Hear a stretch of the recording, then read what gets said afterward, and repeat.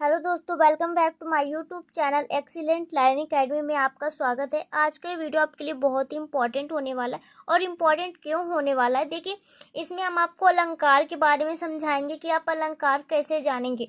और इसमें सबसे अच्छी बात पता है क्या है? सबसे अच्छी बात ये है कि आपको इसमें ट्रिक बताई जाएगी, ऐसी ट्रिक जिसे आप जान करके बिल्कुल ही आसानी से एकदम चुटकियों में समझ जाएंगे कि आप कैसे अलंकारों को पहचान सकते हैं। तो चलिए हम आपको बताते हैं कि अगर अलंकार है तो उसके प्रकार कौन कौन से हम आपको बताने वाले हैं। तो इसमें हम आपको 4 प्रकार बताएंगे: उपमा अलंकार, रूपक अलंकार, उत्प्रेक्षा अलंकार और यमक अलंकार। ठीक है, तो इन सब अलंकारों के बारे में हम आपको डिटेल में ट्रिक के द्वारा समझाएंगे। पहले हम आपको डिफिनेशन बताएंगे, उसके बाद हम आपको ट्रिक भी बताएंगे। तो चलिए स्टार्ट करते हैं और आगे सभी अलंकारों के बारे में पढ़ते हैं। तो देखिए सबसे पहला नंबर का जो हमारा अलंकार है वो है उपमा अलंकार। ठीक है, तो उपमा अलंकार क्या होता है? जिन वाक्यों में तुलना की जाए, क्या जिन वाक्यों में तुलना की जाए वहाँ उपमा अलंकार होता है। अब आप कैसे समझेंगे कि दोनों में तुलना कैसे की जा रही है? अब देखिए हम अगर इस तरह के जैसे 2 पेन ले लेते हैं, कौन सा, ये दोनों पेन हमने ले लिया। ठीक है, ये हमारे 2 पेन है। ठीक है, तो दोनों पेन में हम इसमें अगर ये कहें कि ये दोनों पेन एक जैसे हैं, क्या है, एक जैसे हैं। ठीक है, तो इसमें हम क्या कर रहे हैं? इसमें हम इस पेन से तुलना कर रहे हैं, कि नहीं, कि हम इसमें बता रहे हैं कि ये पेन इसके समान नीला चलता है ना, पर ये तो अलग अलग है। तो इसमें हम क्या करें, इससे इसकी तुलना कर रहे हैं। ठीक है, तो यहाँ पे ये क्या होगा, यहाँ उपमा अलंकार होगा। ठीक है, अब जैसे हम बोल दें कि मुख चंद्रमा सा समान है। ठीक है, अब इसमें आप ट्रिक को समझिएगा। ट्रिक आप कैसे समझेंगे? देखिए ट्रिक क्या है हमारी, जो कि बहुत ही बेहतरीन है, आपको एक बार में ही समझ में आ जाएगी। तो उपमा अलंकार की ट्रिक है कि ये संयोजक चिन्ह जब सा, सी, से, सम, सरिस इन सब शब्दों के आगे क्या आगे आ जाए तो वहाँ पे आप मान लीजिए कि उपमा अलंकार है। आंख मूंद कर आप यहाँ पे जान जाएंगे कि यहाँ पे उपमा अलंकार है। अब देखिए मैं आपको उदाहरण में दिखाती हूँ। ठीक है, तो देखिए आपने यहाँ पे देखा मुख चंद्रमा सा समान है। अब चंद्रमा सा समान है यानी चंद्रमा के समान है, तो यहाँ पे सा के आगे ये क्या है, ये यानी कि ये संयोजक चिन्ह आया हुआ है। तो यानी कि जहाँ पे ये संयोजक चिन्ह आया है तो यहाँ पे हम क्या समझेंगे कि उपमा अलंकार है। इसके आगे कोई भी शब्द हो, कुछ भी हो, उसके आगे जब सा, सी, से, सम, सरिस इन सब शब्दों के आगे अगर संयोजक चिन्ह है तो आप मान लीजिए कि वहाँ पे उपमा अलंकार ही है। ठीक है, ये गारंटी है। ओके, फिर अगला देखते हैं। अगला भी आपके लिए बहुत ही मोस्ट इम्पॉर्टेंट है और इसमें भी हम आपको ट्रिक बताएंगे, बेहतरीन ट्रिक। अगर ये ट्रिक आपको अच्छी लग रही हो तो ट्रिक को पूरा फॉलो करिए और हमें कमेंट करते जाइए। ठीक है, कि किस किस बंदे को भाई ये ट्रिक अच्छी लग रही है। और जिसको भी समझ में ना आए ना, कोई भी प्रॉब्लम हो, समझ में नहीं आ रही है, तो वो भी हमें कमेंट कर सकते हैं, हम आपको उस अच्छा समझाने की कोशिश करेंगे। ठीक है, तो चलिए रूपक अलंकार को देखते हैं। रूपक अलंकार है, अभी यहाँ पे कहानी समाप्त नहीं होती। वीडियो बिल्कुल भी बीच में एंड नहीं करिएगा। अगर बीच में आपने वीडियो को एंड किया तो आपको बिल्कुल भी समझ में नहीं आएगा।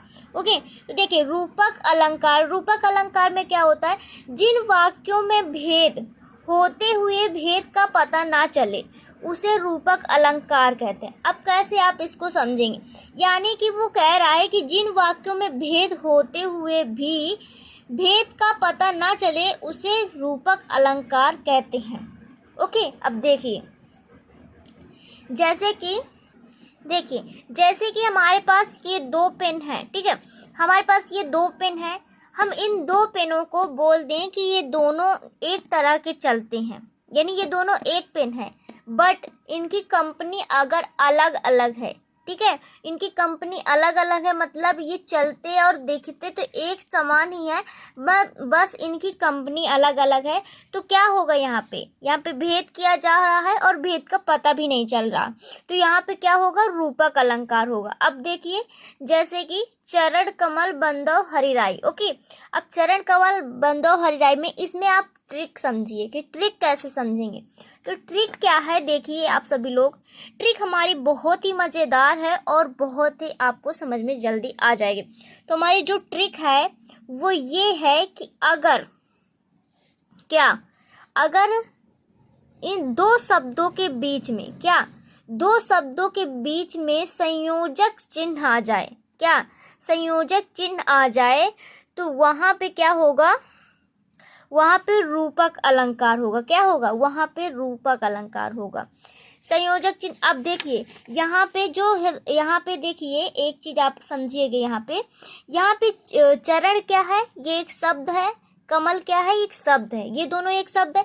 इनके बीच में क्या आ रहा है, यहाँ पे इनके दोनों के बीच में संयोजक चिन्ह आ रहा है। क्या आ रहा है, संयोजक चिन्ह। तो दो शब्दों के बीच में अगर ये संयोजक चिन्ह आ रहा है तो यहाँ पे चरण कमल, यानी कि यहाँ पे क्या होगा, रूपक अलंकार होगा। एक ट्रिक और इसकी है, इसमें युग्मा का उल्टा कर देंगे। जैसे कि मैंने आपको अभी बताया कि जहाँ सा सी से सा, ये सरिस के आगे संयोजक चिन्ह आ जाए तो वहाँ पे उपमा अलंकार होगा। तो इसका उल्टा कर दीजिए, अगर आप जहाँ सा सी से सम सरिस, इन शब्दों के आगे संयोजक चिन्ह आ जाए तो वहाँ पे रूपक अलंकार नहीं होगा। ठीक है, इसका जस्ट उल्टा, यहाँ पे अगर है आगे तो यहाँ पे उपमा अलंकार होगा, नहीं है यहाँ पे तो यहाँ पे रूपक अलंकार होगा। ओके, यहाँ अगर इसके आगे आ जाता है तो यहाँ पे रूपमा अलंकार नहीं होगा। आई होप कि आपको ये ट्रिक समझ में आ रही होगी। जो स्टूडेंट को ये ट्रिक समझ में आ रही है वो कमेंट बॉक्स में कमेंट करिए कि उन्हें कैसी लगी ये ट्रिक। ठीक है, अब अगली देखते हैं, अगला क्या है। अगला है हमारा, अब यहाँ पे देखिए, यहाँ पे उत्प्रेक्षा अलंकार के बारे में देखते हैं। उत्प्रेक्षा अलंकार में क्या है, उत्प्रेक्षा अलंकार जिन वाक्यों में अंत में, यानी जिन वाक्यों के अंत में एक समान शब्द, यानी एक समान से शब्द आए, वहाँ उत्प्रेक्षा अलंकार होता है। जैसे आप देखिए, ये जैसे हमने एक एग्जाम्पल लिया है, सोहत ओढ़े पीत पर श्याम सलोने गात, मनहु नील मणि शेण पर आतप पर ज्यों प्रभात। यानी कि यहाँ पे आप देखिए कि एक जैसी, यानी कि एक समान से शब्द आ रहे हैं, कहीं पे आपको समझ में आ रहे हैं। देखिए, गात प्रभात, आपको एक जैसे शब्द लग रहे हैं कि नहीं, लग रहे हैं, है ही, लगेंगे क्यों नहीं। तो गात और प्रभात एक जैसे शब्द है, तो जहाँ पे दो एक जैसे शब्द हमें कहीं भी दिखाई दे तो वहाँ पे हमारा उत्प्रेक्षा अलंकार होता है। क्या होता है, उत्प्रेक्षा अलंकार। अब इसमें हम आपको ट्रिक बताते हैं कि आप ट्रिक के जरिए कैसे समझेंगे। तो आपकी ट्रिक देखिए, बहुत ही बिंदास ट्रिक है, बहुत ही जल्दी समझ में आ जाएगी। तो जो ट्रिक है आपकी उत्प्रेक्षा अलंकार की, वो देखिए, ज्यों मानो इफ मनु जतु जान मनहु जनहु। यानी कि ये कह रहा है कि जहाँ पे ये सारे शब्द आ रहे हों, ये सारे शब्द आ रहे हों, वहाँ पे आपका उत्प्रेक्षा अलंकार होगा। अब देखिए कैसे, यहाँ पे आपको कहीं पे एक मतलब ये शब्द दिख रहे हैं जो यहाँ पे मैंने लिख रखे हैं। ओके, जहाँ मैंने इसमें लिखा हुआ ये कोई भी शब्द आपको इस उदाहरण में दिख रहा है, देखिए कहीं भी दिख रहा है, ये देखिए मनहु दिख रहा है ना।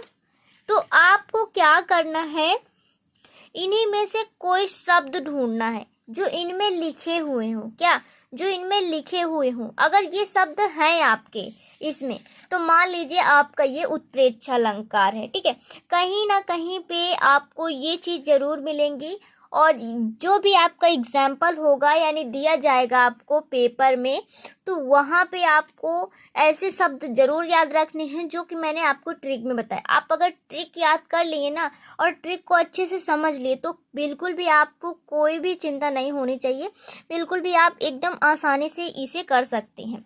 अब देखिए अगला टॉपिक मैं आपको समझाती हूँ जो हमारा है यमक अलंकार पर।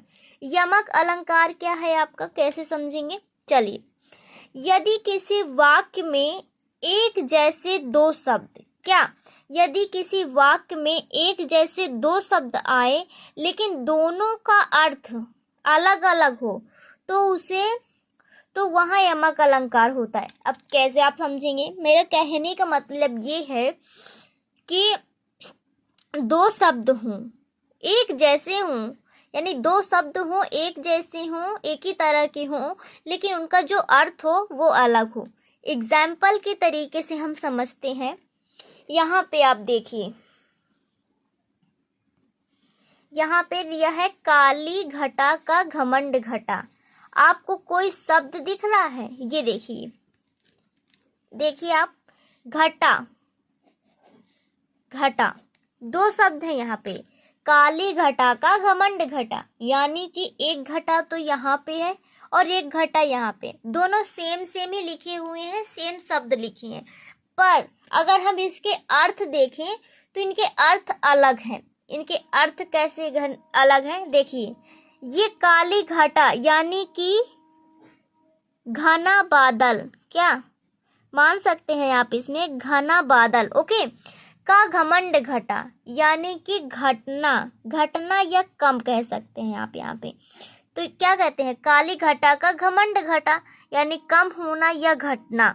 तो दोनों का देखिए सेम लिखा हुआ है लेकिन अर्थ क्या है, बहुत ही अलग है। ओके, अब देखिए इसकी हम चुटकियों में ट्रिक बताते हैं जो कि आप चुटकी बजाते ही समझ जाएंगे कि कैसे करना है और कैसे समझना है। बहुत ही बिंदास ट्रिक है आपकी लास्ट वाली।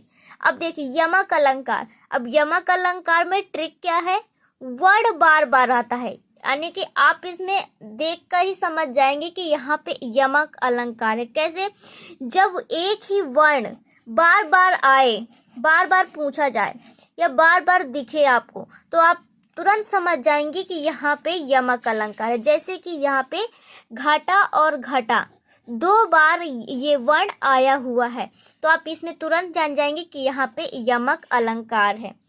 तो आई होप ये वीडियो आपको अच्छा लगा होगा, और वीडियो का जो ट्रिक हमने आपको बताई वो कैसी लगे हमें कमेंट बॉक्स में ज़रूर बताइएगा। किसी भी स्टूडेंट को अगर कोई भी ना समझ में आई हो ट्रिक या ना समझ में आया हो कुछ भी, तो वो हमें कमेंट करिए, कमेंट के द्वारा पूछ सकते हैं। ओके, और अगर आपको वीडियो अच्छी लगी तो वीडियो को लाइक करिए, क्योंकि दोस्तों हम आपके लिए बहुत ही मेहनत से वीडियो बनाते हैं और आपका एक लाइक हमारे लिए मोटिवेशनल का काम करता है। ओके, तो चलिए वीडियो को यहीं पे एंड करते हैं, और अगला टॉपिक आपको किस पर चाहिए, किस चीज़ की आपको ज़रूरत है, कमेंट करिए। हम ऐसे ही धमाकेदार ट्रिक लेके आएंगे जो कि आपको चुटकियों में सारे आपके डाउट को क्लियर करेगी, और जो भी चीज़ आपको समझनी है वो समझ में आ जाएगी। ओके।